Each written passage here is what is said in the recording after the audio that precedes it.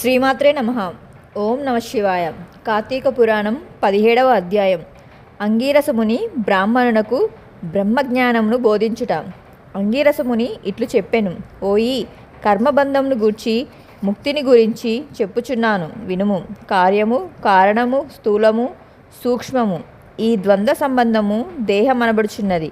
నీవిప్పుడు అడిగిన విషయమునే పార్వతీదేవి శంకరుడిని అడిగెను. అప్పుడు శంకరుడు చెప్పిన విషయములను నీకు చెప్పుచున్నాను, శ్రద్ధగా వినుము.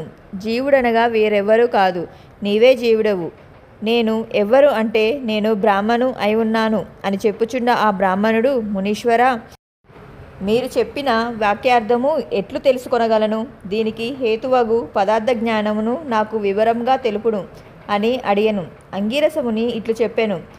ఆత్మ అంతఃకరణమునకు తద్వాయపరములకు సాక్షిగాను, చైతన్య రూపిగాను, సత్యస్వరూపంగాను ఉన్నది కనుక సత్యానంద స్వరూపుడును బుద్ధికి సాక్షియగును వస్తువునే ఆత్మయని తెలుసుకొనుము. ఈ దేహము ఆత్మ కాదని గ్రహించుము. దేహము ఆకాశాది పంచభూతముల వలన పుట్టినది కనుక ఆత్మ కాదు. ఇంద్రియములు, మనస్సు, బుద్ధి, ప్రాణము ఇవి కూడా ఆత్మ కాదు.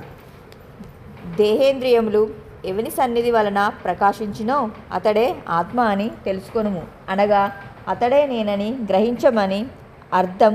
ఎవని సన్నిధ్య మాత్రమున జడములై దేహేంద్రియములు, మనస్సు, ప్రాణములు జన్మలేని ఆత్మ వలె ప్రకాశించినో వాడే నేనని ఎరుగును. వికారిగాక సాక్షి అయి ఎవడు స్వప్నమును, జాగృతిని, నిద్రను, వారి యొక్క ఆద్యాంతములను తెలుసుకొనుచున్నాడో వాడే నేనని తెలుసుకొనుము. ఘటమును ప్రకాశింపజేయునట్టి దీపము ఘటము కంటే ఎట్లు భిన్నమైనదో అట్లే దేహాదులను ప్రకాశింపజేయు బోధరూపుడగు ఆత్మయే నేనని ఎరుగుము. ఎవ్వడు సర్వజ్ఞానుడనియు, సర్వేశ్వరుడనియు, సంపూర్ణ శక్తివంతుడనియు వేదములచే చెప్పబడుచున్నాడో వాడే నేనని తెలుసుకొనుము. ఏ వస్తు జ్ఞానం చేత సమసర్వ జ్ఞానము లభించునని శృతులలో చెప్పబడినదో ఆ వస్తువే బ్రహ్మ అని తెలుసుకొనుము. నేనన్నాను, బ్రహ్మయన్నాడు, ఒకే అర్థము గలవి.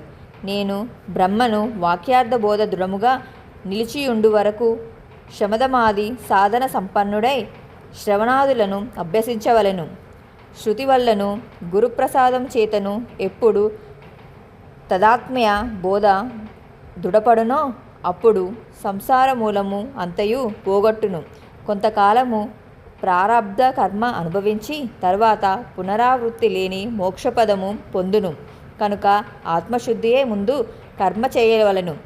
గురువు వలన ఆ కర్మ విధిని పూర్తిగా తెలుసుకొని చేసిన ఫలము హరికర్పించి పాపరహితుడై తర్వాత మంచి జన్మ ఎత్తి శ్రవణ మననాదుల నభ్యసించి జ్ఞాని అయి కర్మబంధమును తొలగించుకొని మోక్షం పొందును అని చెప్పగా తిరిగి బ్రాహ్మణుడు ఇట్లు అడిగెను.